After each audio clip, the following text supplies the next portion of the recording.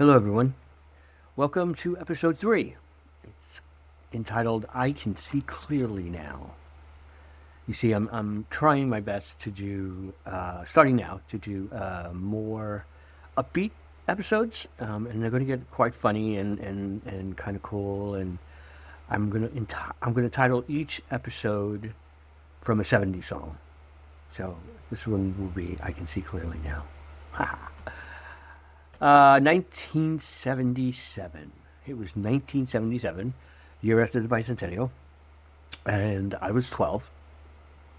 No, I was 11. I'm sorry, 11. And I needed to do something. And that is, I can't even explain it. I just needed to do something on my own. Something separate from my parents, something separate from my brothers. Just needs to do it on my own. So I joined a tennis club, and in Brooklyn, in McCarran Park, they used to have a tennis court, and you could sign up and you can learn how to play tennis, and that's what I did. And I did it every Saturday for over 2 years, and it was a lot of fun. I had my own new racket. It was kind of cool. So the year had arrived like a parade with no permit. I'm telling you, loud, unpredictable, and full of rhythm.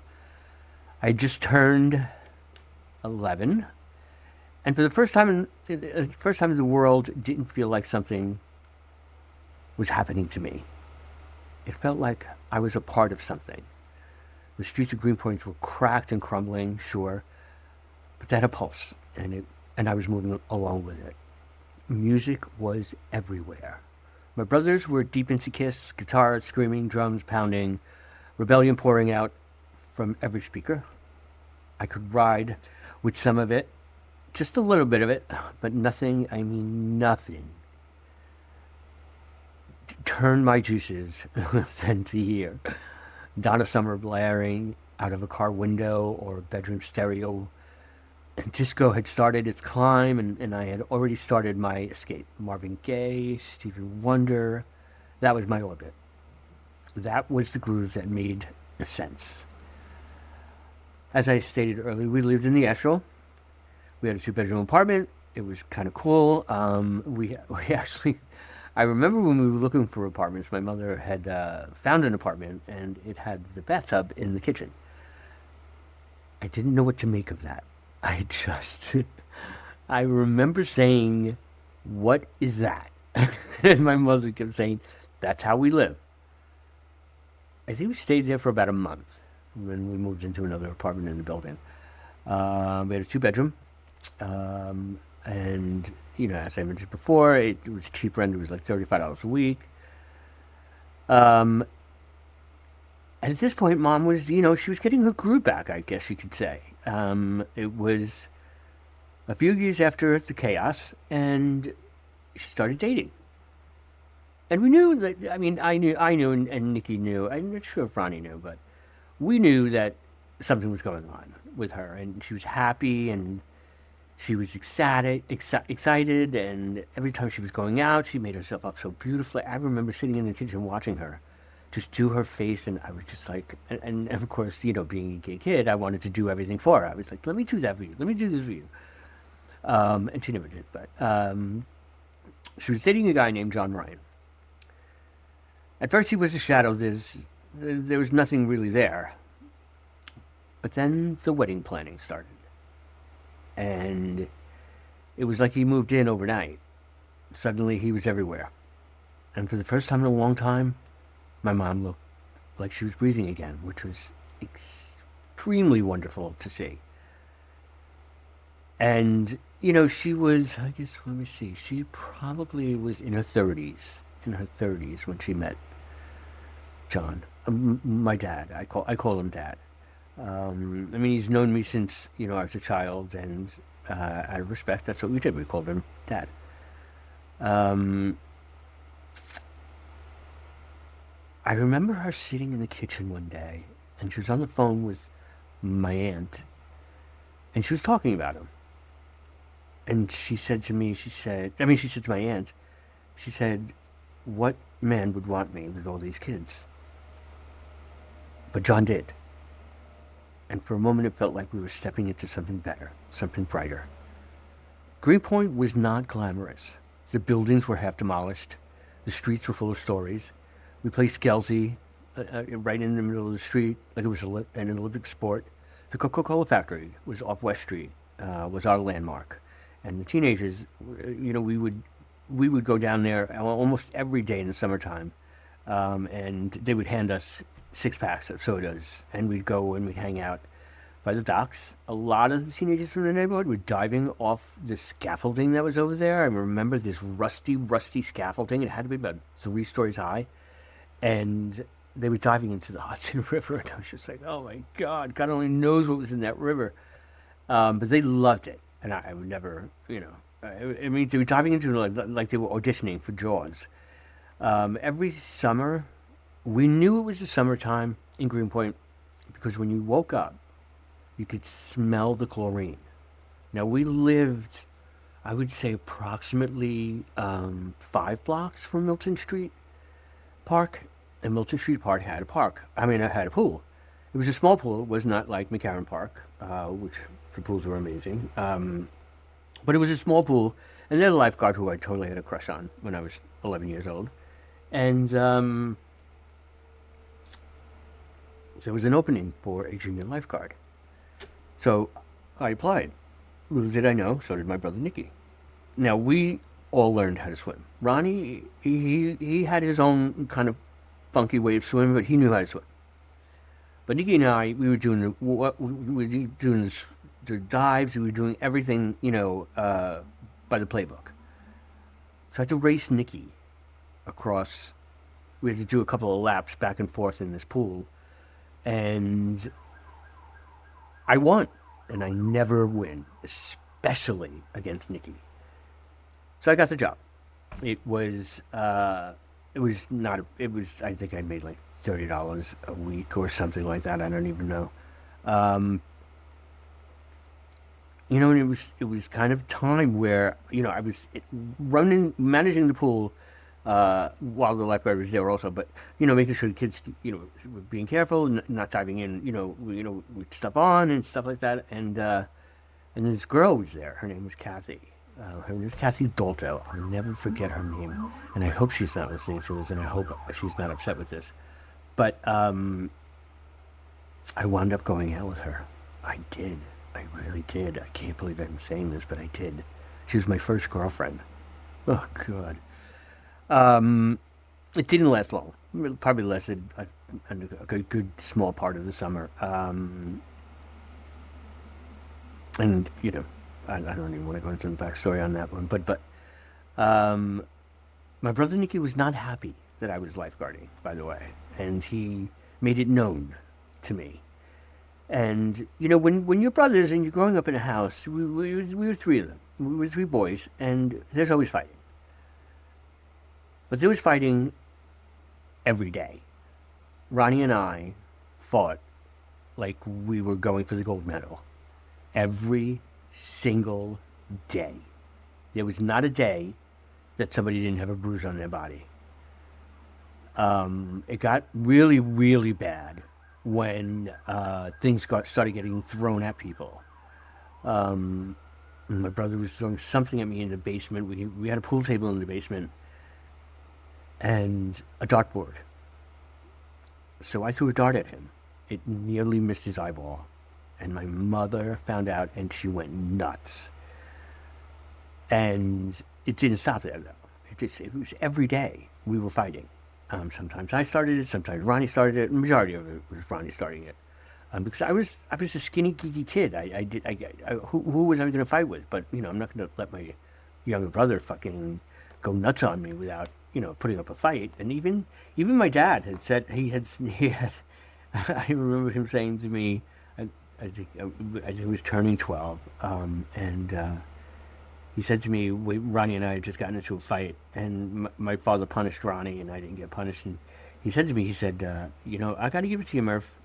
You go in there every day. You still battle it. You still take the punches. And I looked at him. I remember saying, "Well, what do you want me to do? You want me to just sit there and let him beat the shit out of me? I'm not going to do that." That was kind of a nice moment between me and my dad. And I should let you know that, when he became our father, um, he sat us down at the kitchen table, and, you know, he, he came from a very big family. My father was one of 11. There were 8 girls and 3 boys in his family. And grandma and grandpa were amazing people, and everybody in my family was amazing, um, in my eyes. So he sat us down and he said to us, he said, "Look, I'm never going to be your friend. I am not your friend. I'm your father. That's all you have to know. And when I tell you to do something, you're going to do it." And that was the rule. Those were the rules. We didn't have any. There was no negotiation. There was nothing. Of course, there was no negotiation. What are we going to do? Say, okay, you know what? Actually, Dad, I like that, but can we just throw this in? No, that was not an option to do. Um, and they got married. And it was a wonderful wedding. I remember the wedding quite vividly. My mother had a beautiful, beautiful dress on. Her hair was the bouffant hair, like all the way up. It looked like she was wearing some sort of, I don't even know what it was.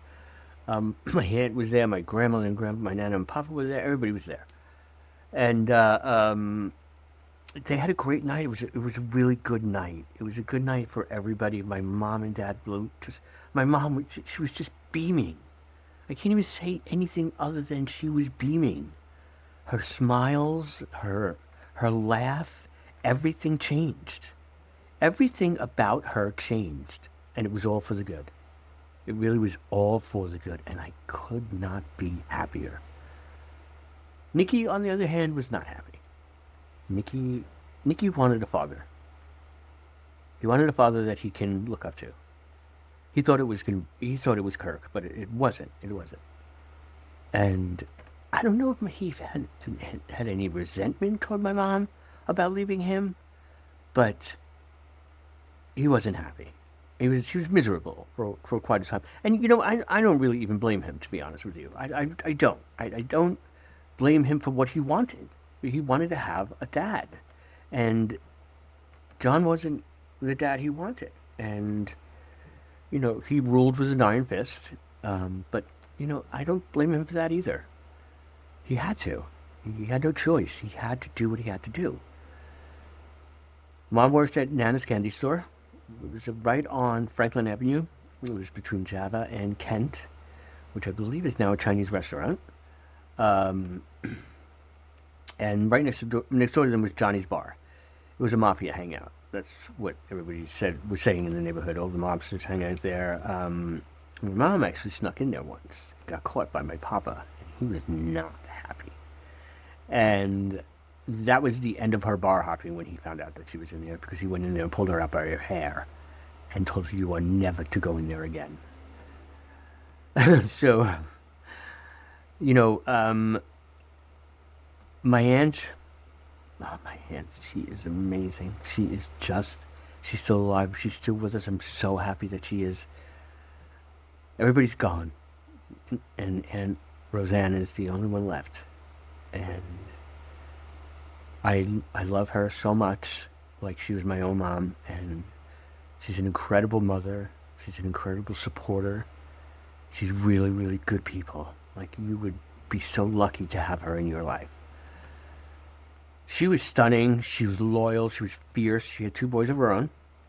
So there were 5 of us. We were thick as thieves for such a long time. Because at one point, it was all about us. It was all about my cousins. It was all about us.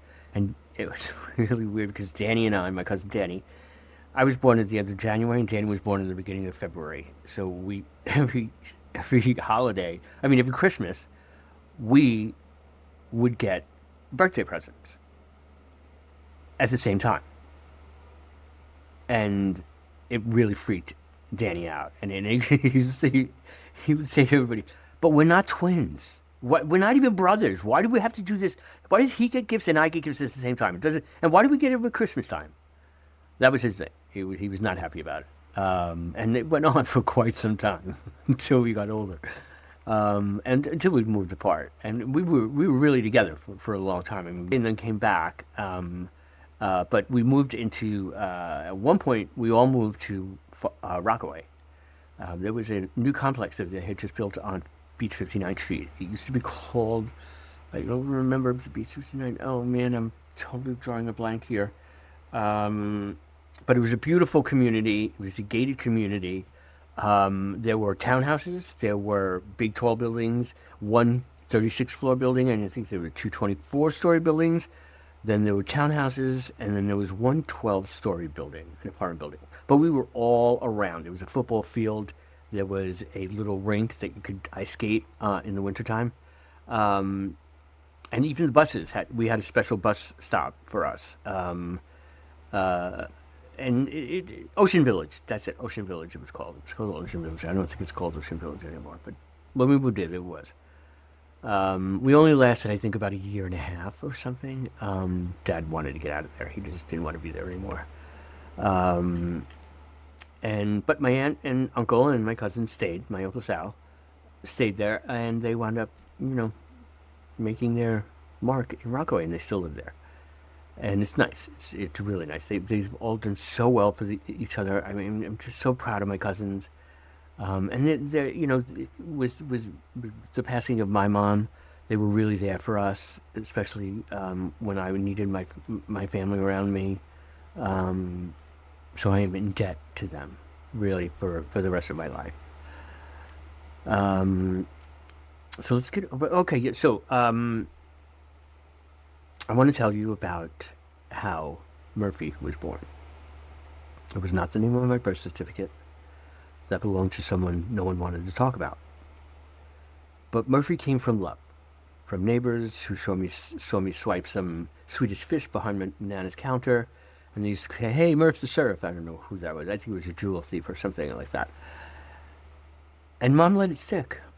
Maybe because it was easier than saying my father's name. Maybe because it was mine as well. Murphy became my call sign, my identity, my way of saying, I'm here, I'm here. I'm not going anywhere. Everything at school had always been a trip, but it made for great conversation in a way. It was the first time I realized I could choose who I wanted to be. In 1977 wasn't just a year. It was a launch pad. It was the summer Murphy came to be. The summer I saw my mom smile. The summer I realized that even in a world full of broken buildings and disco overload, there had been magic. But magic doesn't stay still. It moves, it grows. By the time I turned 12, something else had stirred. It was called curiosity. Not the kind that gets you in trouble, though I had plenty of that, but the kind that makes your heart race when someone looks at you a little longer than usual. The kind that makes you wonder what it means when your stomach flips and your voice catches. It was a year had passed, and I was going to play tennis again. It was the summer. And I'm walking, I decided to take a different route, and I was walking up toward Greenpoint Avenue and off Java, and I noticed this kid across the street. He was playing, he was, bouncing his ball off the stoop or something like that and catching it. And I don't remember I didn't know when I saw him, I knew who he was, but I didn't know his name. And I'm going to try to disguise as many people's names as possible because I don't want to do anything that's going to insult him or bring shame to them. But he had thrown the ball in, and the ball had come across the street by me and, landed by my feet. And I bent down to pick it up, and I gave it to him. And he said, "Hey, are you Murphy? Are you Ronnie's brother?" And I said, "Yeah, that's me." And he said, "Hi, my name is," we're going to call him Brad. Brad. And we shook hands, and he's like, "Oh, good." I was like, "Are you new on the block?" And he's like, "Yeah, well, my parents just moved here. They're never home. I'm just hanging out here." I said, "So you're here alone?"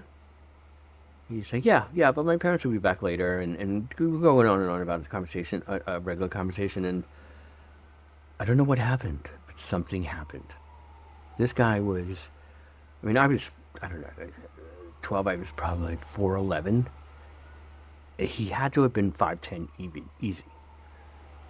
And he looked at me, I looked at him, and it was kind of electric. I don't know what else to say. It was really weird. And I'm walking away, and I'm walking up the block, and I didn't look back, but I noticed from my peripheral vision, I could see him staring at me as I'm walking away, and I'm like, all right, this is good. I'm carrying my tennis racket. I'm looking like the only little gay boy in Brooklyn with my tennis racket, my headband, and my wristbands, by the way, and my tennis sneakers. So it got, it's literally, and a baby blue tennis racket. So we were, my brother Ronnie, I got home from tennis practice that day, and my brother Ronnie's like, listen, my friend Brad's going to come over. We're going to hang out in the basement. You want to come hang out? He wanted to see if we wanted to hang out. I was like, yeah, okay. Nobody invites Murphy anywhere, to be honest with you at that point. I was a lonely kid. I had a few friends from school, but that night was different. And it wasn't something I expected. We had gone downstairs, we were playing pool, and I suck at pool. I was probably the worst player in the world. I'm very good right now. I'm very good at it now, but I was not good when I was a kid. Because I could hardly see over the pool table. And Mike, oh man, I can't believe I just said it, but I'm gonna have to edit this out. But he had arrived. Brad had arrived, and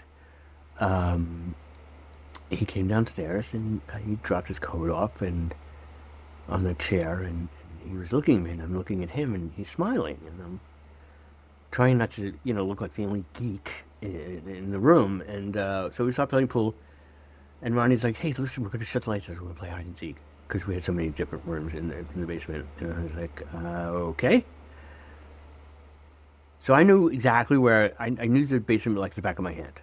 I could find it in the dark. I could be there in the dark in case anybody tried to get in or rob us. I knew exactly where to go. Little did I know that Mike was following me. Shit, I said his name again. I'm going to call him Mike. His name is Mike. I won't say his last name. And so I'm hiding in the tool room. We had a tool room that, my father never touched, by the way. Um, and I'm bending down, just kind of scrunching in the corner, and I feel somebody behind me, and it's Mike. And he asks me to get. He whispers in my ear. He whispers in my ear. He says, "Get up, get up." And I get up, and it happened. He turned to me, and he kissed me. I cannot even tell you the explosion that exploded inside me. I was like, wow. I will never forget his chapped lips. I will never forget the smell he had, the body, the clothes he smelled like, and his hair. It was just this really cool 70s do. And I was like, oh my God, is this happening to me? And it was. It was happening to the both of us. And when I asked him if it meant anything, he smiled and he said, it was magical. And I believed him. I can't even tell you how excited I was. This was just going to be so great. And we had a great summer. It was a great summer we had together. We did so much. It turns out that every day during the week, my parents would go out at like around 3 o'clock when we were home from school. And they'd go hang out in the neighborhood bar with all their friends. My parents were big time drinkers back then. And Mike was at my door at 3:05 every single day. And we played around with each other for the whole summer. It was the summer that I will never, ever forget. It was also the summer that he left. And that broke my heart. Broke my heart. He didn't tell me. He didn't tell any of us. He didn't even tell Ronnie. His parents just picked up and they left. I never knew what happened to Mike. I would love to know what happened to him, but I don't think I'll ever find that out. It was a summer of a lot of innocence that was blossoming, and it was blossoming. I didn't even know what I was capable of doing in situations like that. I didn't know. I didn't even know what. I mean, I knew how to kiss, but I just didn't know what else to do. But he showed me. He was very patient with me, and I was enjoying every single minute of this learning process. And it really was a very, very good summer. I mean, I remember I was smiling every single day. My mother would say, "Why are you smiling so much?" And I said, "Because it's the summer, and I don't have school. I'm playing tennis. I'm having fun." And my mother looked at me and she said, "Good for you." And it was. It was good for me. I'll never forget him. I'll never forget that summer. And that was my summer. It was a year-long journey from learning tennis to meeting this young man, to learning, to discovering, to accepting who I was. I knew who I was. That's one thing that came out of that summer. I knew who I was. And I knew I was never going to be anybody else but that. Me. I was going to be me. More challenges ahead. You know, the innocence meets wonder when I talk about that time. I didn't have the opportunity to speak to somebody about any questions I had. I couldn't. I wasn't allowed. We weren't allowed. I couldn't even tell my friends. It was something that I kept to myself for the entire summer, even when he left. I only told my brother Ronnie about it, I think, I want to say probably about 10 years ago. We were at our parents' house in Tom River, and he thought he died. He said that he had died, and I just said, "Oh, I didn't know that." I wasn't devastated about it because I didn't, he never made any effort to get back in touch with me, and I didn't know where he was, so that was the end of it. It was 3 months of an amazing experience, and I thank him for that. I really do. He opened me up to many different things, and he showed me that it's okay to be me. So I thank him very much. I thank you all very much for listening to this episode. I hope this was a delightful episode. It was really good for me to talk about. I liked it. Episode 4 is coming, so please buckle your seats. It's going to be fun. We're going to talk about a lot coming in the next couple of episodes. We have a lot of family involved. We have the Ryan family, which I will talk about in the next episode. And I think you'll get a kick out of every single one of them. They were really, really good people, every one of them. And a lot of them are not with her. I want to share those with you. So I'm looking forward to us talking again, and thank you so much for joining. Take care.